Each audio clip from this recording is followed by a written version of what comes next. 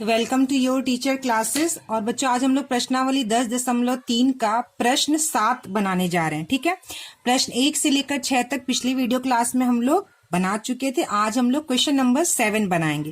तो देखिए यहाँ पे मैंने लिखा है क्वेश्चन नंबर 7। तो क्वेश्चन नंबर 7 कह रहा है एक रेडियो को 880 रुपए में बेचने से 10% लाभ होता है। ठीक है, तो बताइए कि यदि उसे 760 रुपए में बेचा जाए तो बेचने वाला कितने प्रतिशत के लाभ या हानि में रहेगा। ठीक है, तो एक रेडियो है जिसको बेच रहा है 880 रुपए में, तो उसको 10% का क्या हो रहा है बच्चों, लाभ हो रहा है।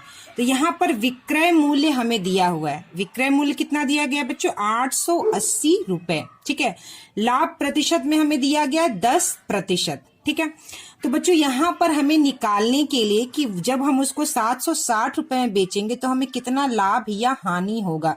तो यहाँ विक्रय मूल्य दिया हुआ है, लाभ प्रतिशत दिया हुआ है, लेकिन क्रय मूल्य हमें नहीं पता है। ठीक है, क्रय मूल्य का हमको पता नहीं है, तो क्रय मूल्य हमको पता करना पड़ेगा। तो मैंने पिछले क्वेश्चन में भी बच्चों बताया था कि जब भी क्रय मूल्य निकालना होगा तो हमेशा हम क्रय मूल्य को क्या मान लेंगे बच्चों, 100 रुपए मान लेंगे। कितना मान लेंगे, 100 रुपए। तो माना कि वस्तु का क्रय मूल्य, वस्तु क्या है यहाँ पे, रेडियो, तो वस्तु का क्रय मूल्य जो है बच्चों हम क्या मान लेंगे, 100 रुपए मान लेंगे। कितना मान लिया बच्चों हमने, 100 रुपए मान लिया। जब भी क्रय मूल्य निकालना होगा सबसे सिंपल यही है कि आप उसको 100 रुपए मान ले। ठीक है, तो कह रहा है देखो, जब उस वस्तु का क्रय मूल्य हम 100 रुपए मान लिए तो 10% के लाभ पर प्रथम विक्रय मूल्य। ठीक है, तो मान लो जब किसी वस्तु का हमने मान लिया कि 100 रुपए उसका क्रय मूल्य है, 100 रुपए में हमने उसको खरीदा, तो 10% के लाभ पर प्रथम विक्रय मूल्य क्या हो जाएगा बच्चों, यानी कि 10%, यानी कि 100 रुपए में हम 10% को जोड़ देंगे तो यह हो जाएगा 110 रुपए। ठीक है, यानी 100 रुपए का 10% कितना होगा बच्चों, 10 रुपया होगा।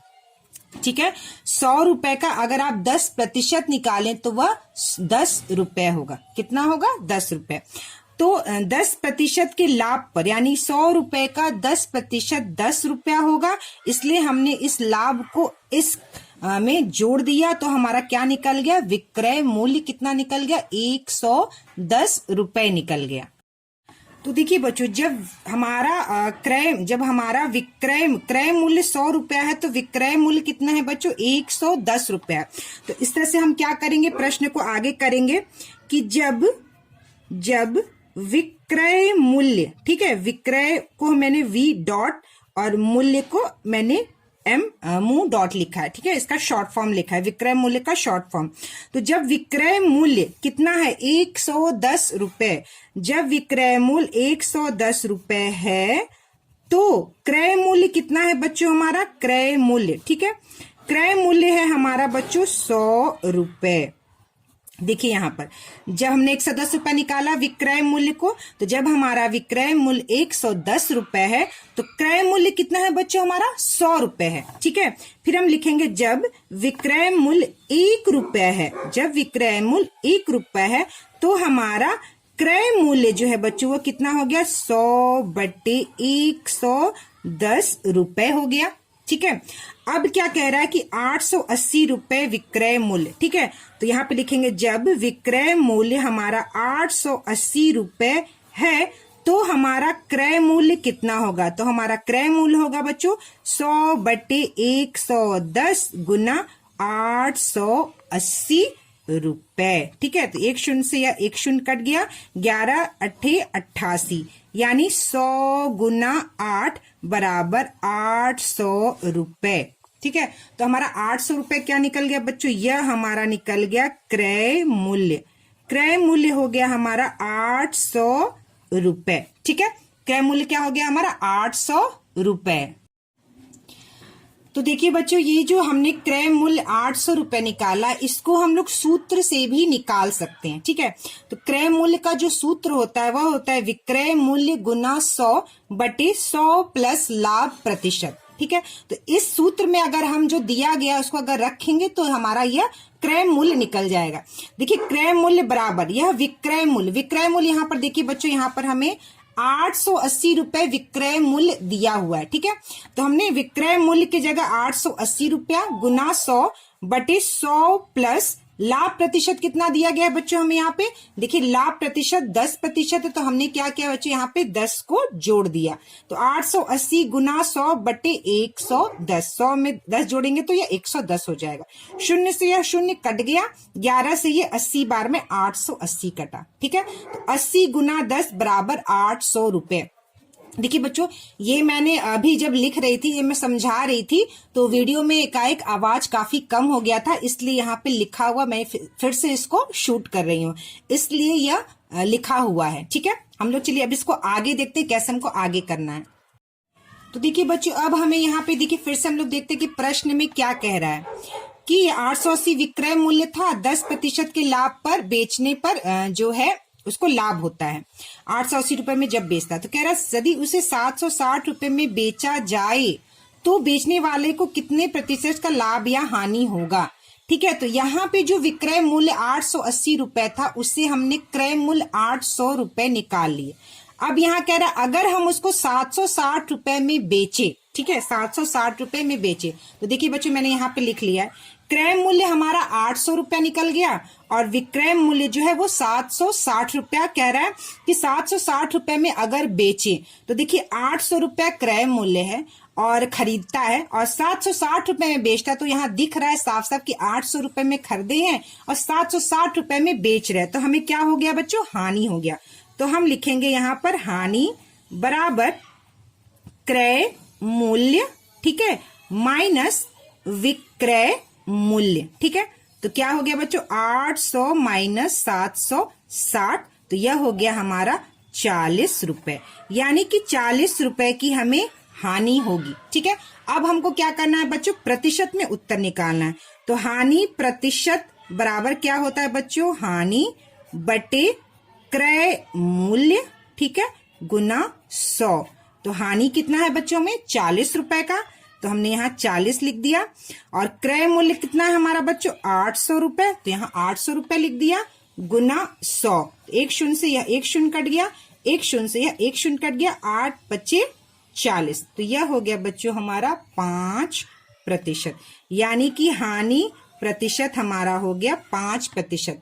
यानी कि अगर 800 रुपए में कोई चीज हम खरीदते हैं और उसको 760 रुपए में बेचते हैं तो हमको हानि होगा 40 रुपए का, और जब उसको प्रतिशत के रूप में निकालेंगे तो हमें 5% की हानि होगी। ठीक है, तो यह हो गया हमारा 7 वाला प्रश्न।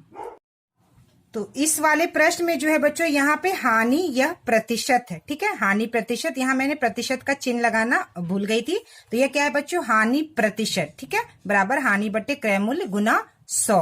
ठीक है, तो चलिए हम लोग देखते हैं क्वेश्चन नंबर 8। ठीक है, एक कुर्सी 20% की हानि पर 240 रुपए में बिकती है। ठीक है, तो एक कुर्सी को 20% का हानि हो रहा है जब हम उसको 240 रुपए में बेच रहे हैं। ठीक है, यदि विक्रय मूल्य 10% बढ़ जाए तो बताइए कि कितने प्रतिशत की हानि होगी। ठीक है, तो कह रहा है कि अगर यह जो विक्रय मूल्य है, ठीक है, 240 रुपए में बिकती है, यानी विक्रय मूल्य दिया हुआ है, यदि यह विक्रय मूल्य को 10% बढ़ा दिया जाए तो कितने प्रतिशत की हानि होगी। ठीक है, तो चलिए प्रश्न को हम लोग देखते हैं किस तरह से करना है।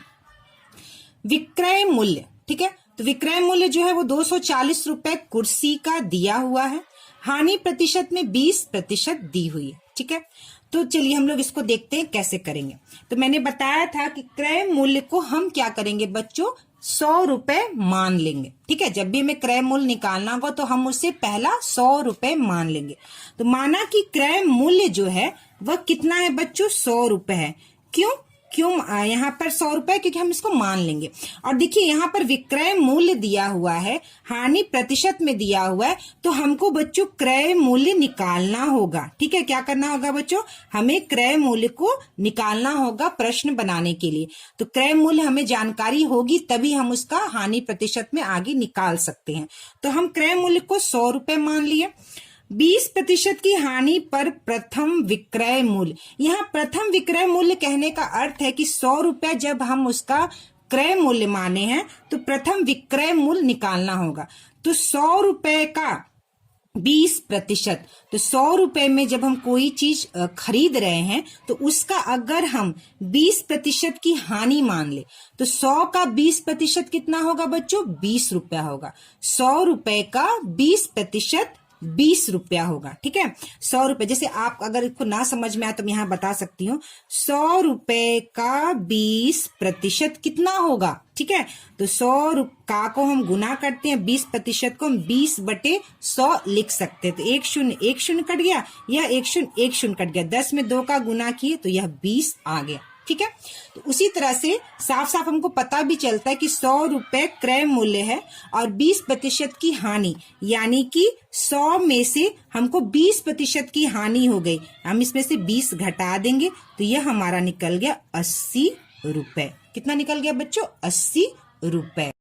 तो चलिए बच्चों हम लोग आगे प्रश्न को करते हैं। तो देखिए यहाँ पर जब 80 रुपए विक्रय मूल्य है तो उसका क्रय मूल्य 100 रुपए है। ठीक है, तो हम इसको इसी प्रकार से यहाँ लिखेंगे, जब विक्रय, ठीक है, जब विक्रय मूल्य कितना है बच्चों? 80 रुपए।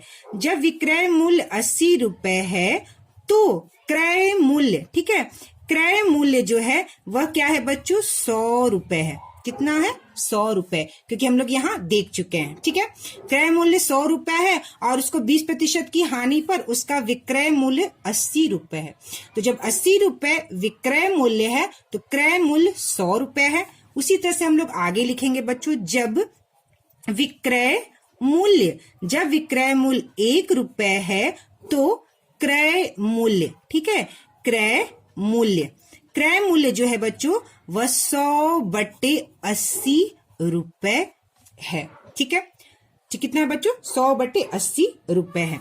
उसी तरह से जब विक्रय मूल्य, ठीक है, जब विक्रय मूल्य 240 रुपए, यानी यहाँ पे देखिए दिया है ना 240 रुपए, तो जब विक्रय मूल्य 240 रुपए है तो क्रय मूल्य हमारा कितना होगा?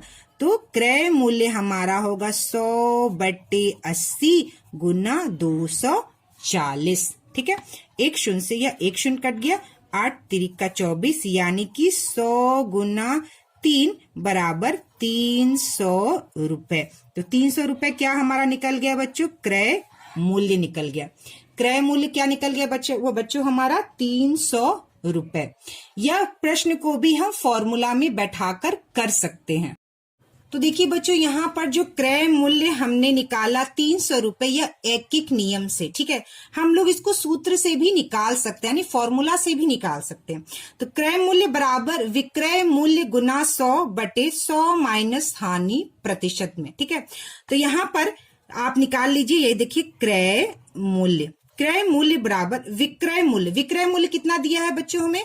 विक्रय मूल्य यहाँ पर दिया है हमारा 240 रुपए, तो हम यहाँ लिखेंगे 240 गुना 100। ठीक है, 100 माइनस हानि प्रतिशत में, तो 100 माइनस, देखिए यहाँ पे हानि जो प्रतिशत में वह कितना है? 20% है, तो हम यहाँ लिख देंगे 20। ठीक है, हमने यहाँ पे लिख दिया 20। अब देखिए 240 गुना 100/100 में से 20 कट गया तो यह बच गया 80, यानी 1 0 से यह 1 0 कट गया। ठीक है, यह 8 से 3 यानी 30 बार में कटा, तो 30 गुना 10 बराबर 300, यानी कि यह हो गया 300 रुपए। क्या निकल गया बच्चों? आपका क्रय मूल्य। सूत्र से भी हमारा क्रय मूल्य जो है बच्चों निकल गया। अब आगे क्या कर रहा है प्रश्न में देखिए। तो चलिए बच्चों हम लोग आगे देखते हैं प्रश्न में क्या कह रहा है। ठीक है, कह रहा है यदि विक्रय मूल्य 10% बढ़ जाए तो बताइए कि कितने प्रतिशत की हानि होगी। ठीक है, तो कह रहा है विक्रय मूल्य जो 240 रुपया दिया है, अगर 10% बढ़ जाए तो क्या कितने प्रतिशत की हमको हानि होगी। तो चलिए हम लोग इसको देखते हैं। तो चलिए यहाँ पर विक्रय मूल्य जो 240 रुपए कह रहा है कि अगर वह 10% बढ़ा दे, ठीक है, तो विक्रय मूल्य को क्या करना है बच्चों? हमको 10% बढ़ाना है, यानी 240 रुपए का हमको 10% निकालना पड़ेगा। ठीक है, तो 240 का 10%, 240 का बच्चों प्रतिशत हम निकालेंगे, ठीक है। तो 240 का के बदले में हम लोग इसको गुना लिखते हैं, 10% को हम 10/100 लिख सकते हैं, ठीक है। तो शून्य से यह शून्य कट गया, यह शून्य से यह शून्य कट गया, तो यह हो गया बच्चों 24 रुपए, ठीक है। यानी 240 का 10% बढ़ाने का मतलब है कि हमको 24 रुपए बढ़ाना होगा। यानी यह 24 रुपए 240 में जब जोड़ देंगे तो यह कहलाएगा कि 10% यह बढ़ गया, ठीक है। तो 240 में क्या करेंगे बच्चों, यह 24 रुपए हम जोड़ देंगे तो यह हो जाएगा हमारा 264 रुपए, ठीक है। क्या हो गया बच्चों हमारा 264 रुपए, ठीक है बच्चों। तो यह हमारा क्या निकल गया, विक्रय मूल्य, ठीक है। नया विक्रय मूल्य जब 10% हम उसको बढ़ा दिए, ठीक है। तो क्रय मूल्य बच्चों हम लोगों ने निकाला था, क्रय मूल्य निकाला था हम लोगों ने कितना, 300 रुपए। प्रश्न में हमने विक्रय मूल्य कितना निकाला था, 300 रुपए। और यहाँ पर विक्रय मूल्य जो है वह नया निकल गया हमारा 264 रुपए। यानी 300 रुपए में सामान खरीदे और 264 में बेचे तो हमको क्या हो गया बच्चों, हानि हो गया। यह साफ साफ दिख रहा है। तो हानि क्या हो गया, 300 में से हम 264 को माइनस कर दिए तो कितना हो गया बच्चों हमको हानि, 10 में से 4 गया 6, 9 में से 6 गया 3, यानी कि 36 रुपए का हमको हानि हुआ, ठीक है। अब हम निकाल लेंगे यहां से हानि प्रतिशत। तो हानि प्रतिशत होता है हानि बटे क्रय मूल्य गुना 100, ठीक है। तो हानि कितना है 36 रुपए का, 36 बटे क्रय मूल्य कितना है हमारा बच्चों 300, ये हो गया गुना 100। यह शून्य 2 शून्य, यह 2 शून्य से कट गया और यह गया 12 बार में, तो यह हो गया 12%, ठीक है। 36 जो है 3 से 12 बार में गया 12%, तो हमको 12% की हानि हुई। नेक्स्ट वीडियो क्लास में बच्चों हम लोग क्वेश्चन नंबर 9 और 10 बनाएंगे।